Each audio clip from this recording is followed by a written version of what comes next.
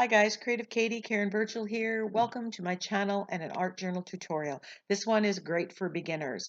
We are going to use stencils to build interest and pattern in our background, lots and lots of layers. We're also going to use one of those same stencils in another way, so stay tuned. So to start this project, in a quick, easy way, I am grabbing some collage papers. And today I'm feeling the yellow-green vibe. Not exactly sure why, but so I went and grabbed papers from my stash. And I'm just ripping them off because I like the ripped edges.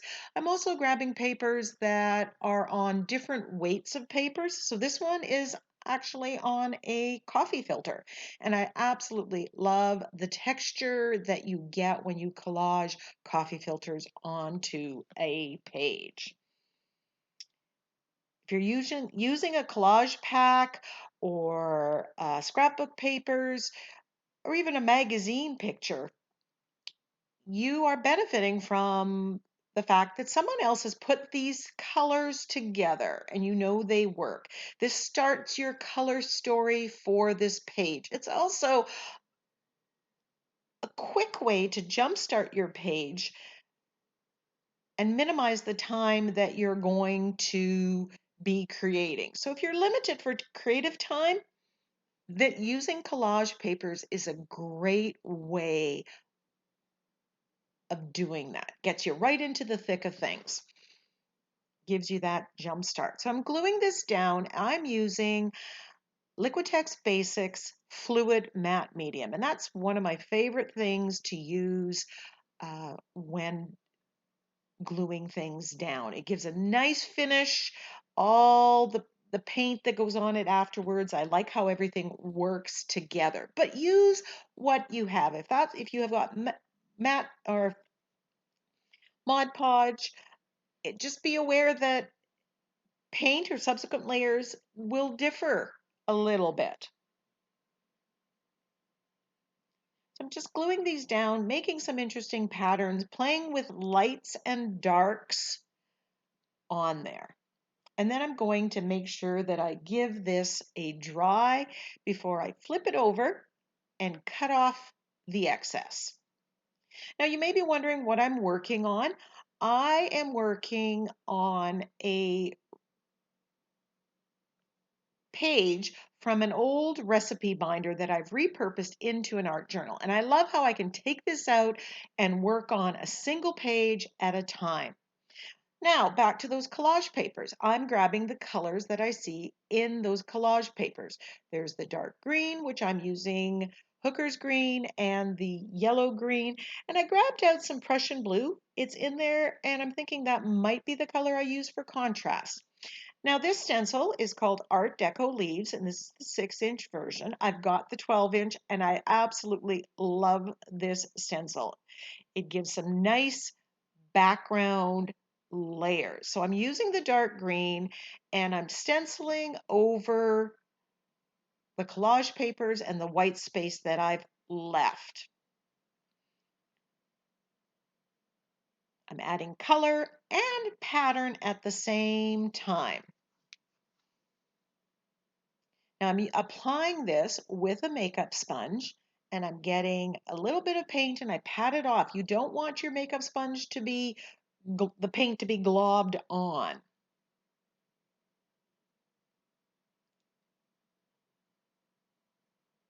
Every once in a while I stop, I think about what I have. Is this enough? What can I add? So now I'm grabbing some white gesso. You could use white acrylic paint as well. And this stencil is called Onion Blossom, another one from Crafters Workshop. And I will put their names, numbers, and links in the description box below if you want to go and check it out. You can get it through Amazon, through TCW Shopify, or Ninny's Napkins. And all those links are in the description box. So I'm doing this in white. It's very subtle in the background. But remember, one of my goals on a mixed media background is to develop lots of, sorry, interesting layers.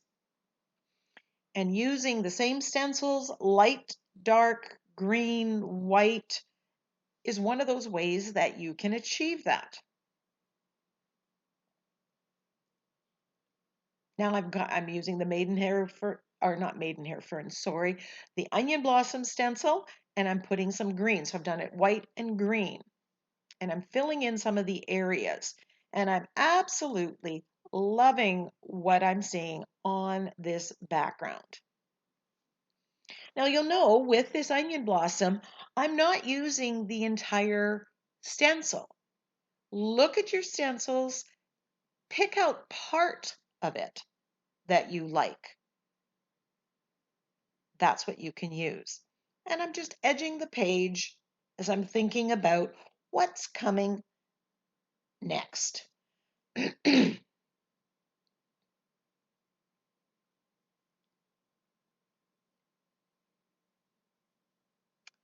So I have the sentiment, and this is from my newest sentiment pack, Pet Talk, and I made it bigger for this page.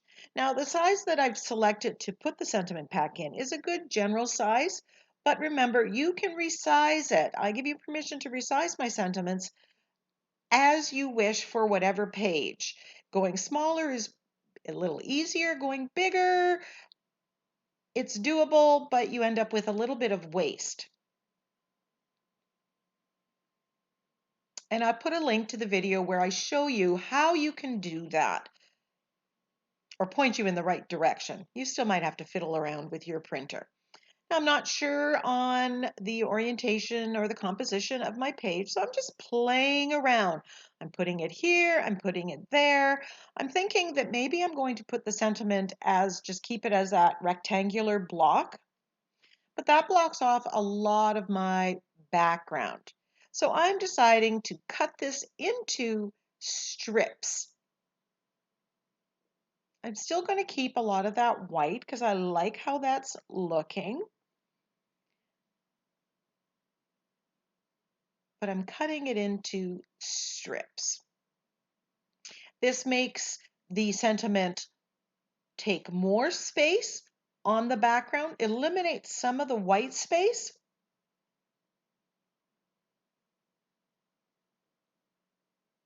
But play around with your sentiments and see what you like, right? It's just a personal opinion. So I'm happy with that decision. Now I'm going to add a little more contrast by shading around or edging my page with black paint. And I'm using the float acrylic technique or a very lazy version of it. You could use a charcoal pencil here, but that will not be permanent. So you're going to have to remember that should you be putting wet medium on at a later date because it will reactivate if you use charcoal or Stabilo.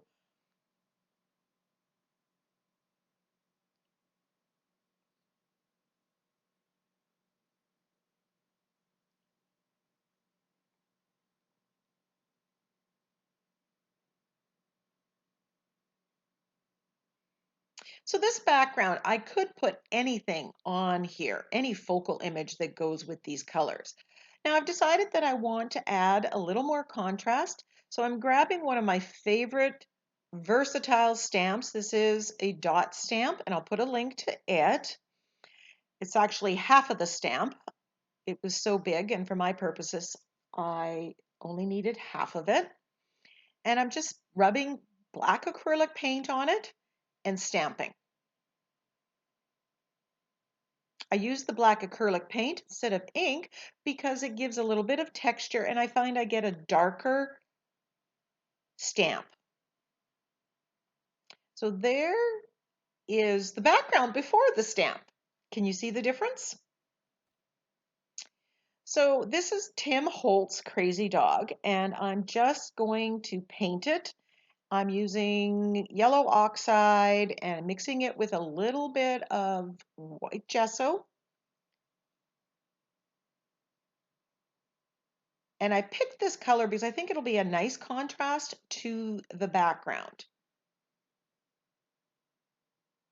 I thin down the paint a little bit. I'm a little careful in picking colors that are not completely opaque because I want to be able to see some of those lines afterwards, but I'll be shading this as well.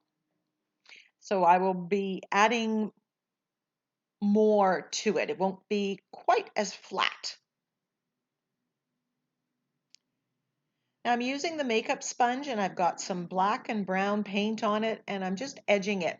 Now when you cut this out, now this is cut out of, I believe, mixed media paper. I want to get rid of that white edge. And so that's what I'm doing with the makeup sponge. And I apologize this is off screen. Most of it is. I'll be coming back on.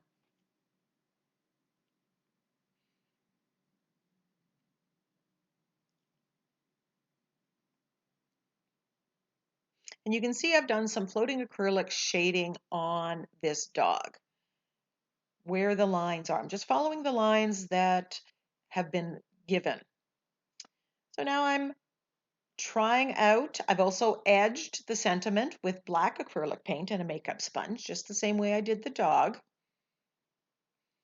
If your page doesn't lie flat, you can just kind of bend it. You can roll it on the edge of the table and that will flatten it out. That's quite common that it does that, but you can manipulate it back into a semi-flat shape.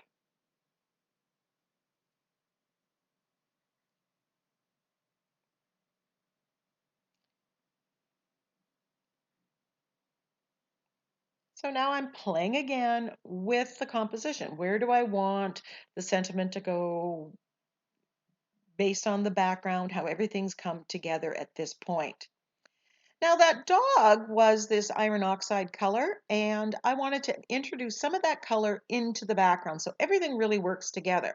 The quickest way to do that is to water down the acrylic paint and splatter that color onto the background. Now you can't see, I hold this up and to show you the color, you can't see it too much, but it really makes a difference. It just made everything work together so much more. So I'm still playing with, do I want it to go landscape or do I want it to go vertical? So I take a picture of both compositions. This allows you to kind of see it from afar and you can go back and forth and make that decision. Now, I'm deciding to go this way because I like how where the sentiments make your eye kind of float down the page, but really it's a personal artist choice. The guidelines I'm giving you, the tips, are just that, guidelines. Always go with your instincts. Now, before you start gluing down, it's a good idea to keep your fingers clean. Mine always gets so covered with paint. I in awe of some of these artists who, when they create, are so perfectly clean. That is not me. But I've learned that if I don't want to transfer it on to my final copy, it takes some time to clean them. Gluing it down with my fluid matte medium again.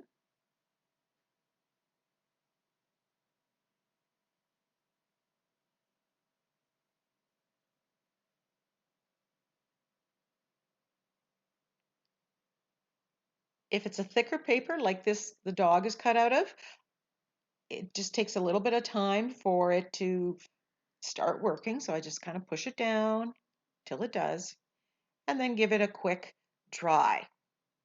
Then I had an idea. I grabbed this Art Deco stencil, Art Deco leaf stencil, and I'm masking off part of it. I am going to use this same stencil that I have in the background to make a border on this page. And I'll put a link to video where I talk about doing that in more detail. But look at your stencils. Just like we use the onion blossom, just part of that, because we like the patterning that was there, we're using part of this stencil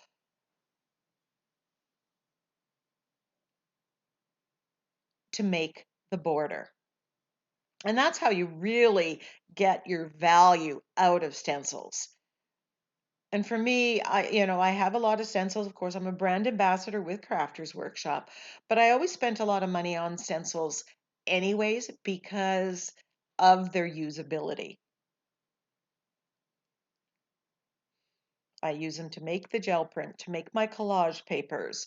I use them for borders. I use them as they are designed and parts of them to get the patterning that I like.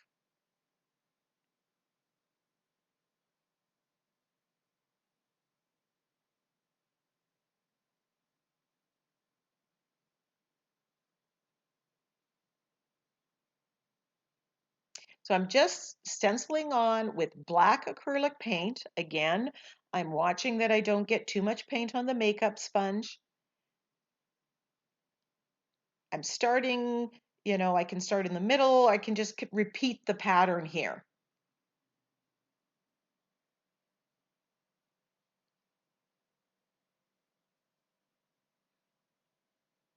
Some people like doodling on their borders.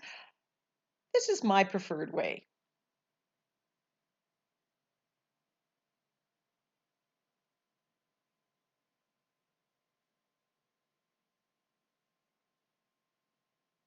This is framing my page by adding this border. It's working well with the black that's in the background, the black that's in the font.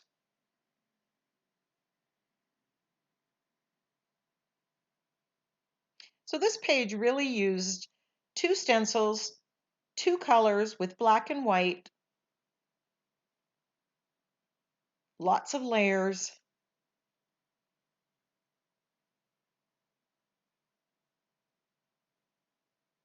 And it all started with collage papers that pointed us in the direction of our color scheme.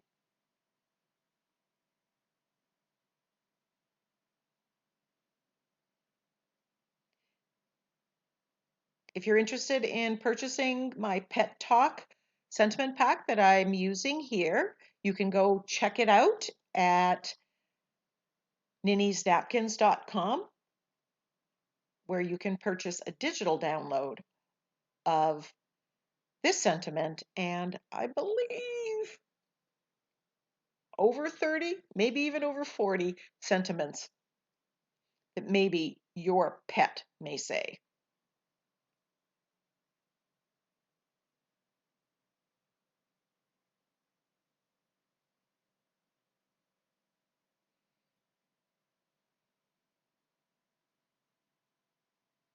I'm edging around the sentiment to make it pop, edging around the shading around the dog to make it stand out from the background. I'm using the float acrylic technique as I did earlier, but you could use Stabilo all pencil, watercolor pencil, charcoal to do the same thing. People ask, do I varnish my pages or seal them? I don't. And if they're in the art journal, I typically just leave it as is. If I was doing this on a canvas, then I varnish it with Minwax polyacrylic satin or gloss varnish. Using my Sakura Glaze black pen, I'm just outlining it. This is dimensional, has a bit of shine, and it's very bold. I love this pen. Definitely a staple.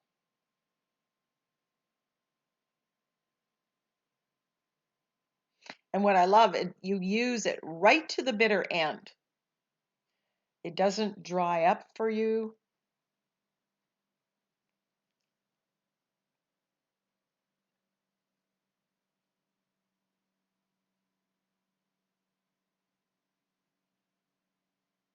This page just makes me happy.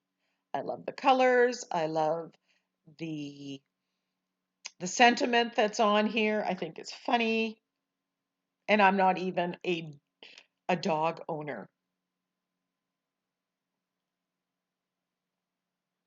splattering with a little bit of white.